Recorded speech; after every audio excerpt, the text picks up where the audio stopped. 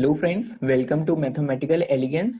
Part 1 and part 2 में हम already vectors के प्रीवियस ईयर क्वेश्चंस डिस्कस कर चुके हैं। इस वीडियो में हम फर्दर वेक्टर्स के प्रीवियस ईयर क्वेश्चंस डिस्कस करेंगे। यहाँ पर हमारे पास जो फर्स्ट क्वेश्चन है वो है, right the value of area of parallelogram determined by the vectors 2 i cap and 3 j cap.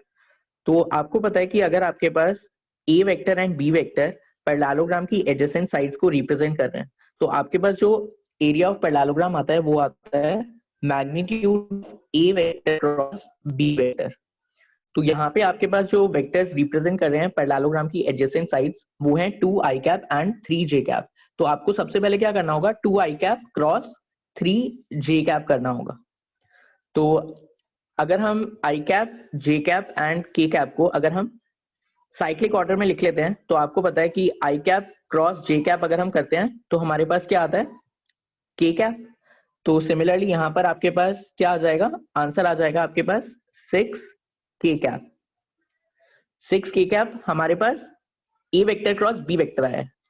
अब हमें 6 k कैप का मैग्नीट्यूड देखना है, तो 6 k कैप का मैग्नीट्यूड क्या हो गया, 6। तो आपका जो आंसर हो जाएगा वो हो जाएगा 6 स्क्वायर यूनिट्स। 6 square units. हमसे एरिया पूछा था तो इसलिए आपको यूनिट्स भी मतलब एग्जाम में लिखना होगा, square units. Then next question है, find the lambda when projection of A vector on B vector is 4 units. तो प्रोजेक्शन हमें पता है, अगर हमें projection of A vector on B vector find out करना होता है तो उसके लिए फॉर्मूला क्या होता है, ए वेक्टर डॉट बी कैप। और आपको पता है बी कैप क्या होता है, बी कैप होता है B vector upon magnitude of B. तो यहाँ पे न्यूमरेटर के लिए हम क्या करेंगे, A vector dot B vector का डॉट प्रोडक्ट लेंगे। तो डॉट प्रोडक्ट लेते हैं, तो डॉट प्रोडक्ट में हमारे पास आ जाएगा, यहाँ पे हमारे पास है लैम्डा, यहाँ है 2, तो 2 लैम्डा, देन जे कैप 6 जे कैप, तो यहाँ पे आ जाएगा +6, देन 4 के कैप 3 के कैप, तो यहाँ पे आ जाएगा 12।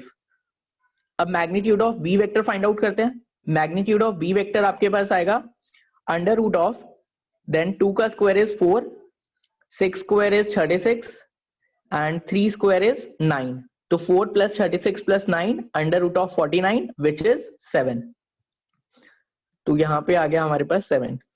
अब देखो ये वाली वैल्यू जो प्रोजेक्शन की वैल्यू गिवन थी ये थी हमारे पास 4। बस अब हम क्या करेंगे, इस इक्वेशन को सॉल्व कर लेंगे। तो 28 is equals to 2 lambda plus 18, and यहां से आपके पास लैम्डा की वैल्यू आ जाएगी, lambda is equals to 10/2 which is 5। तो लैम्डा की वैल्यू 5 आ गई यहां से। देन नेक्स्ट क्वेश्चन है, if a unit vector A makes angle π/3 with i cap, π/4 with j cap and an acute angle theta with k cap, find the value of theta। तो हमसे theta की value पूछी है यहां से। तो आपको एक ये रिलेशन पता होगा, cos square alpha plus cos square beta plus cos square gamma is equals to 1। तो ये रिलेशन आपने पढ़ा होगा। तो यहां पर ये जो अल्फा बीटा एंड गामा ये एंगल्स होते हैं जो एक वेक्टर एक्स एक्सिस या फिर आई कैप, और ये बीटा जो एंगल है वो है जो वेक्टर वाई एक्सिस के साथ बना रहा है या फिर जे कैप के साथ बना रहा है, एंड गामा जो एंगल है वो है वेक्टर जो जेड एक्सिस के साथ बना रहा है या फिर के कैप के साथ बना रहा है। तो अकॉर्डिंगली हम अपनी वैल्यूज इस इक्वेशन में पुट कर लेंगे। तो हमारे पास आ जाएगा cos square π/3 means 60 degree, cos square 60 degree plus cos square 45 degree, cos square 45 degree, and next है हमारे पास यहाँ पे, अब देखो ये एंगल गिवन था थीटा, तो यहाँ पे गामा की जगह थीटा पुट कर देते हैं, cos square theta is equals to 1। अब आपको पता है जो cos 60 की वैल्यू होती है वो होती है 1/2। तो यहाँ पे जो हमारे पास फर्स्ट टर्म होगी वो क्या आ जाएगी, 1/4। देन cos 45 1/√2 होता है, तो स्क्वायर करेंगे तो 1/2 आ जाएगा, and plus cos square theta is equals to 1। तो यहां से हमारे पास cos स्क्वायर थीटा की वैल्यू आ जाएगी 1 - 3/4, एंड 1 - 3/4 हो गया 1/4। तो यहां से हमारे पास cos थीटा की दो वैल्यूज आ जाएंगी, 1/2 एंड -1/2।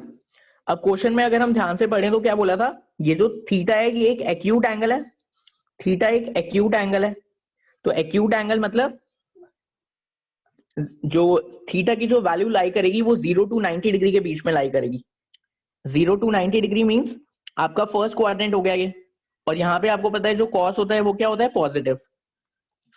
तो -1/2 वैल्यू हम एक्सक्लूड कर देंगे और जो हमारा आंसर होगा वो होगा cos थीटा इज 1/2। और कौन से एंगल पर cos 1/2 वैल्यू अटेन करता है ये हमें पता है।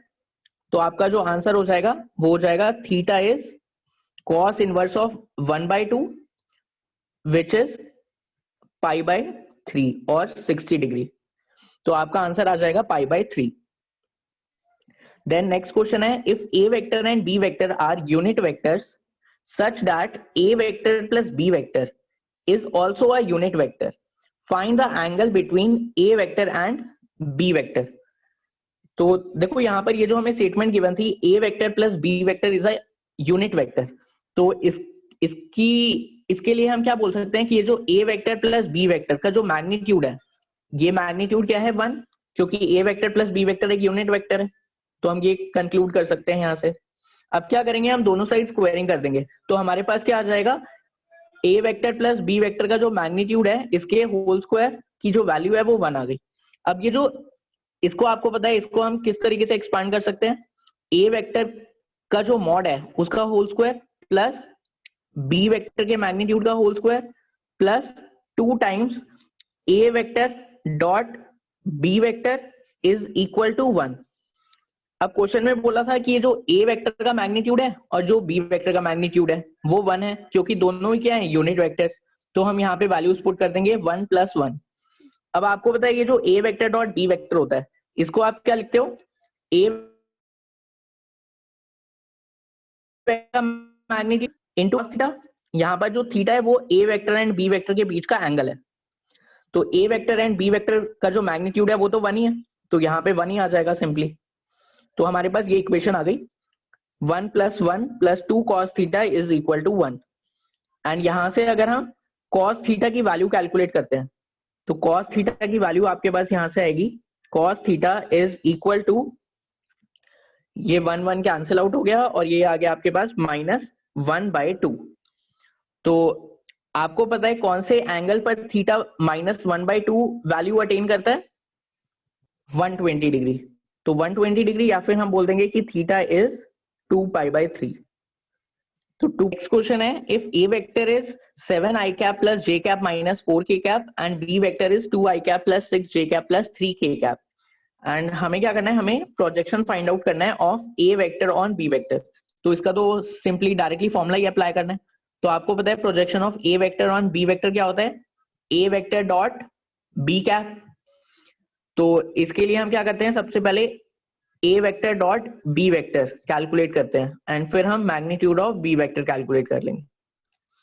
तो डॉट प्रोडक्ट करते हैं, डॉट प्रोडक्ट हमारे पास क्या आ जाएगा, डॉट प्रोडक्ट आ जाएगा 7 2 14 प्लस 6 1 6 एंड नेक्स्ट है -4 × 3 12 -12 एंड डिनोमिनेटर में आपके पास magnitude of b vector, magnitude of b vector क्या आएगा, √4 + 36 + 9। तो ये हो गया √49 एंड √49 हमें पता है क्या होता है 7। तो यहाँ पे आ जाएगा 7 एंड न्यूमरेटर को सॉल्व कर लेते हैं, 14 + 6 20 20 - 12 8। तो फाइनल आंसर आ गया आपके पास 8/7। देन नेक्स्ट क्वेश्चन है, find the position vector of a point which divides the join of the points with position vectors a vector minus 2b vector and 2a vector plus b vector externally in the ratio 2:1। अब देखो यहाँ पे क्या बोला है, externally in the ratio 2:1। तो externally है basically, ये आपने फॉर्मूला पढ़ा होगा अपनी एनसीईआरटी में। एक्सटर्नली में क्या होता है, बेसिकली जो रेशियोज में यहाँ पे बीच में माइनस का साइन लगा देते हैं। और अब देखो यहाँ पे जो मल्टीप्लाई करना होता है वो किस तरीके से करना होता है, जैसे a vector minus 2b vector है, ये जो हमारा फर्स्ट वेक्टर है इसको आप 1 से मल्टीप्लाई करोगे। एंड सिमिलरली ये जो हमारे पास दूसरा वेक्टर है 2a vector plus b vector, इसको हम क्या करेंगे, इसको हम 2 से मल्टीप्लाई करेंगे। तो न्यूमरेटर के लिए हम क्या करेंगे, तो 4a vector plus 2b vector externally है, तो minus 1 into this a vector minus 2b vector, तो minus a vector minus plus 2b vector. तो देखो न्यूमरेटर ये आ गया। अब इसे सॉल्व कर लेते हैं, तो ये क्या आ जाएगा 3a vector plus 4b vector upon 1। तो बेसिकली जो आपका आंसर आ गया finally 3a vector plus 4b vector आ जाएगा। नेक्स्ट क्वेश्चन है हमारे पास, if magnitude of a vector is 4, magnitude of b vector is 3 and ये डॉट प्रोडक्ट की वैल्यू भी गिवन है आपको 6√3 and find the value of a vector cross b vector का मैग्नीट्यूड। ओके, तो देखो आपको इसका फॉर्मूला पता है, ये जो a vector cross b vector का जो मैग्नीट्यूड होता है ये क्या होता है, magnitude of a vector into magnitude of b vector into sine theta, और यहां पर थीटा है angle between a vector and b vector. And आपको डॉट प्रोडक्ट का भी फॉर्मूला पता है, डॉट प्रोडक्ट का फॉर्मूला क्या होता है, magnitude of a vector into magnitude of b vector into cos theta, और इसकी वैल्यू हमें गिवन है 6√3। तो यहां से इस इक्वेशन से हम क्या करेंगे, कॉस थीटा की वैल्यू कैलकुलेट कर लेंगे। तो कॉस थीटा की जो हमारे पास वैल्यू आएगी वो क्या आएगी 6√3 अपॉन a वेक्टर का मैग्नीट्यूड 4 है एंड b वेक्टर का मैग्नीट्यूड है कितना 3। तो यहां से हमारे पास जो कॉस थीटा की वैल्यू आएगी वो आ गई √3 अपॉन 2, √3/2 कॉस थीटा की वैल्यू आ गई। तो यहां से हम बोल सकते हैं कि जो हमारे पास थीटा की वैल्यू है वो है π/6, और यही सेम एंगल थीटा की वैल्यू हम यहाँ पे पुट करेंगे, तो हमारे पास magnitude of a vector cross b vector भी आ जाएगा। तो ये हो जाएगा 4 into 3 into sine of π/6, and sine of π/6 आपको पता है कितना होता है 1/2, 2 इंटू 3। तो ये हो गया आपके पास आंसर जो आ जाएगा। फर्दर हम क्वेश्चंस नेक्स्ट वीडियो में डिस्कस करेंगे। Thank you for watching.